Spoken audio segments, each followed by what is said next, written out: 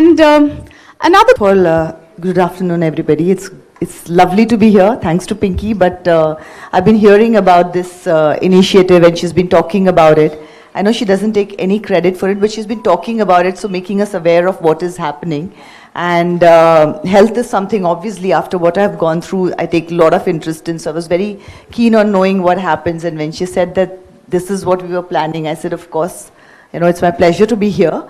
And it's great to see you all, and a lot of pinks also. So that's great that we followed the color code. But what doctor said was absolutely right, that early detection saves lives is a slogan that we should all remember. Because what I realized is that cancer is a scary word. We feel that life has ended, everything comes to a standstill, but that's not true. If you detect cancer early, it's something that can be cured, that can be, treated.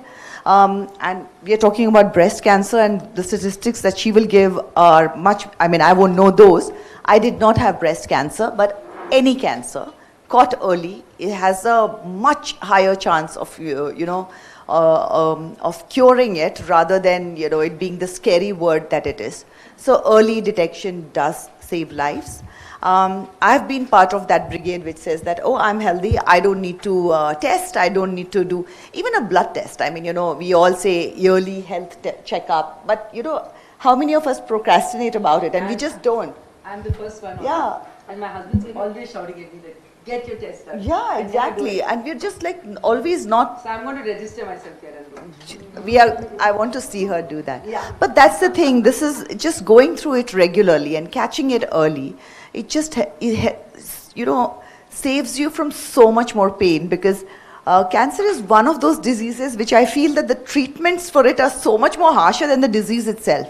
So imagine if you could catch it early, you go through minimal invasive treatment, and later on when you have to go through very harsh treatments, for the rest of your life your body is shattered. It's gone through what it has gone through. Your nerves are gone, your veins are, it's just such a harsh treatment. So why put yourself through that? And that's why early detection is extremely important. Thank you for that, ma'am. And I'm fairly certain a lot of us are feeling already plenty motivated, Pinky Garu to begin with. Ma'am, you just discussed the fact that it is a debilitating disease physically, but it really takes a chunk out of you mentally as well, doesn't it? Mentally also, it really takes something out of you. I would like for you to kind of share a little about how was it to kind of, the will and the determination that mentally I've got to do this. Well, my son was very young, so that was my will and determination. I needed to survive for him was the thought in my head. I think most of us are, and actually, especially when I go to the hospitals, like when you go to Tata Hospital and all of, various places in our country, when you go to the smaller hospitals, and you will never call me a warrior again. You will never say I'm strong again. If you see the women and how they deal with it, I've had a great support system. I'm blessed. I had everything that could be given. There are women who are pregnant, who are dealing with young children, who are dealing with the families who are refusing to accept them back and think that it is their fault. When you see what they are going through and the treatment that they're going through and coming out of it, that is an eye-opener for me. And, it just makes you understand. You realize how blessed you are. So I would say that whenever you go through something physically, of course, it takes a mental toll. And when you look at how fortunate you are, you look at the positive side of it, when you start to look for it, then suddenly the glass is half full rather than half empty. And I know these sound like cliches, but literally small things like that is what take you through. So through my treatment, there were 2 hashtags that I had formed. One was one day at a time and switch on the sunshine. And one day at a time that's what it was. Because, unless the moment you look at, oh my God, I don't know when the treatment is going to, it overwhelms you. So for me, it was like, let me get through today and I'll deal with tomorrow. Which helped me kind of live in the present, which is what our culture teaches us, which is what everybody and our parents have always told us, that live in the present. Easy to say, difficult to do, but that did help me do that. And switch on the sunshine. It's like switch it on. Every time you think something is pulling it down, you say, I'm going to switch it on and look at the positive side of it, and kind of start thinking of it from that angle.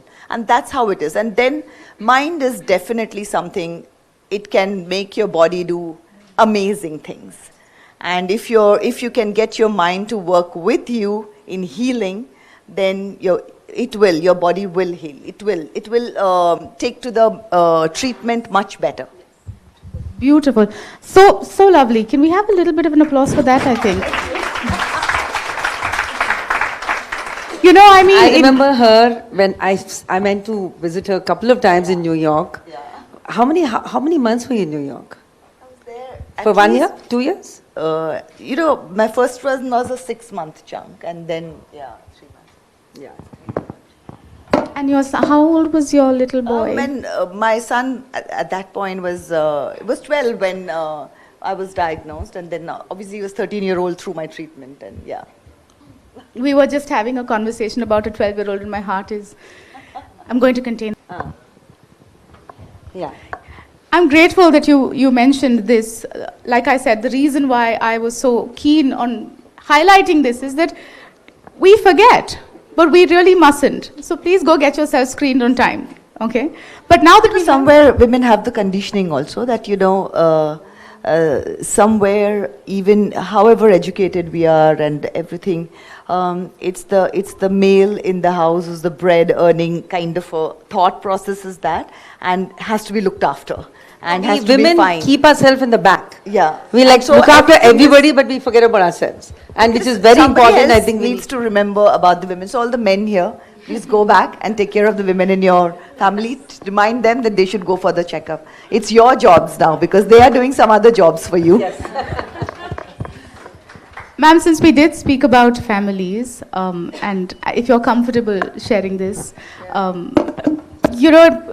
what the person is going through is difficult, but to see your loved one go through this also is something else altogether. How was it for your family to cope, ma'am? And I know, Ranveer was very little. No, I think I've always said that I struggled. Everybody does. Like we spoke about the mental health, and I took help for it. And at one point, that sometimes you can't break through. How much ever you might say hashtag this and hashtag that, it's great. But there are times when you need the help, and you need to understand that it's going to an area where I need the help, and then you reach out and take professional help. And in the same way, I would say the primary caregivers or the support system need help, and they need a support group. And so, if your facility also can organize it and all that, if you can have support groups, because what a primary caregiver goes through, only they know, because the patient gets the attention. But the person who's looking after the patient is also struggling and is going through so much. They're seeing their loved one go through it.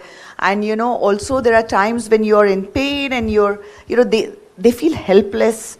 So there's so much that they're going through. And a support group really, really helps. So these are the groups that help you deal with it. Sometimes there are, small things that maybe nothing, doctors help. But there are certain small things that just caregivers can help you with, because doctors come and give you the medication and all of that, but somebody who's looking after them every day, they have certain tips that really make a difference, and it can be the side effects of the medication that how to deal with it. Like, when you go through the chemotherapy that I was going through, from your gums to your mouth, everything is bleeding, because all soft tissues are just bleeding. And now if your gums and your teeth are bleeding and you have to eat, that's just an open pore for infection. And sounds gross, but that's what it is. But just a tip from a support group or a caregiver which says that, listen, without fail every night, gargle with baking soda. As simple as that. And I never got an infection in my mouth, and it was just that done. So things like this, which are not very big, but make a big difference. And that's where the support group, the mental health, all of that comes in to help you. Because see, the moment there's an infection, it's going to set you back from recovery. Because, so the idea is to not let any infection take over while your treatment is going on. So your body can only focus on what it needs to focus on. And this is where all these other things help you with. Thank you. Thank you. It takes a lot of courage to kind of really share all of this. And I'm sure everybody over here, no, not gross at all. My God. Not gross, but I must tell you one thing. I've seen in my experience of a lot of my friends who've had cancer, who have got it in the first stage or second stage, and they're doing fabulous now. Yeah. And I think they've never looked better. This friend of mine, Reena Rakar from Delhi, she says, I've never felt so much better, looked so much better, because earlier she would eat wrong, drink wrong, live wrong, everything wrong. Now with this, after her cancer, her life has changed. And she's become so, with it, and so focused with her exercise, diet, food, everything, and checking herself. So I think it really helps. A couple of my friends in Bombay too. So I just feel, in the bad, there's something good which came out. Pinky, what you said is so true, because we all say that, like you said, it is very easy if you've been, there has been excesses in your life, they're easy to identify. But like in my case, there were no excesses. So it was like, what am I supposed to change? Everything is healthy, so what is it that I'm supposed to change? So then to understand where it comes from, and every time, now there are obviously environmental things, stress-related things, and genetics, very, very important. And what happens is that none of us want to share our genetics and admit to it that it's there, because it's such a taboo thing that, oh, it's in this family. It becomes this big thing. But the fact is, you're trying to hide it and say that, oh, our family is perfect and we don't have something like this in our genes.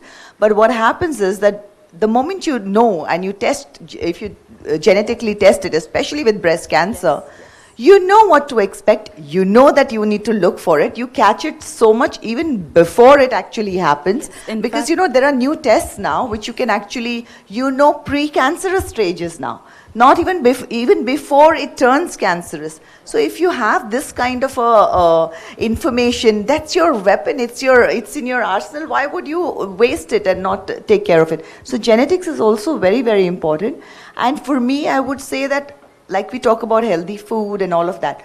See, everything, there has to be a certain amount of healthy, but everything just healthy is not for everyone. I'm sure that your friend, there's a nutritionist who does healthy food, will tell you that, for everybody, it's a little different. So what can be great and healthy for you might not be the great thing. Like everybody says, for example, small example, they'll say flax seeds, flax seeds, flax seeds. Great, they're very healthy.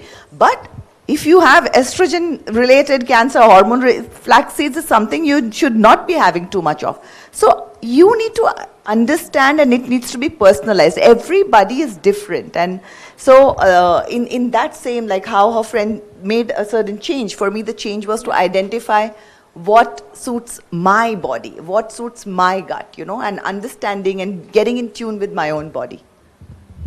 Wonderful. Thank you for that. Thank you, doctor. Thank you so much for that. Sonali, can I ask you, can you share something with all my friends, something which you've never told anybody else, something which all this in your heart, you're like, oh, I can't say this, but some experience, something which you like, gosh. I've spoken so much about this journey, and I promised myself that I'll be very truthful about it as much as I can be, because I really feel grateful. I feel I got so much love from everybody. And when you mentioned, what you mentioned was that when I put that post out, and it was just to inform that this is happening and I don't want gossip around it, and I thought that would be it. But the response that we got, and I realized that it was prevalent in all parts of the country, world, all stratas of the society, all genders, everything. So I was like, why, if it is so prevalent, why is nobody talking about it? Why did I feel, and you know how I felt that, oh, I'm so exposed, I know so much, I've traveled so much, I read so much, that, I should know. And I'm like, I was such a fool, I didn't know anything about this. And it is so prevalent. And that's when people reached out and they started talking about it. And the stories were all of how they were hiding it, be it from their parents, spouse, child, they were hiding it. Some people do that. And I just and that adds to the stress. That adds to the stress, because fighting together is much easier than fighting alone. Because for me, I got, my support system came with me, like we said, when Pinky came and met me or whatever, all my friends would come. Yeah. We had such a good time actually, because it was like, I don't know how much time I have. And the kind of clarity you have at that time, I said, no, I'm going to make the most of it. Now imagine, thank God I made it. What if I didn't? And I had spent those last few months in a dark room hiding from people? That would be so sad. So I was like, this is not what I want. And I'm like, why are we not talking about it? And then I realized that, okay, what is it that I bring today to the table with the, I hate the word, but everybody talks about the celebrity kind of whatever the culture that they talk about. So fine, okay, if that is what it is, what I bring to the table is what they call the celebrityness of it, then what I can bring is a conversation. Let's start the conversation. So that's what I thought I could do best. Like Pinky is doing what she can do by creating, her family is created this place and giving it back. I felt that what I could do was talk about it, start the conversation and get people talking about it. That was my way of like giving back. Yes, I think. The more you see from a distance, if you see it from a distance, it makes. Oh wow! It's not a picture. The back. It's Balaji. It's just, yeah. Oh God, it's beautiful. If I give you a picture, we have time. You could make your face. No, I don't want my face. I like it's stunning. It's stunning. It is very beautiful. It's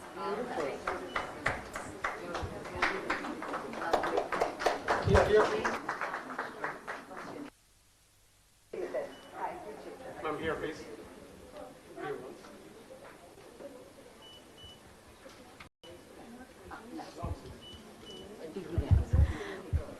Before we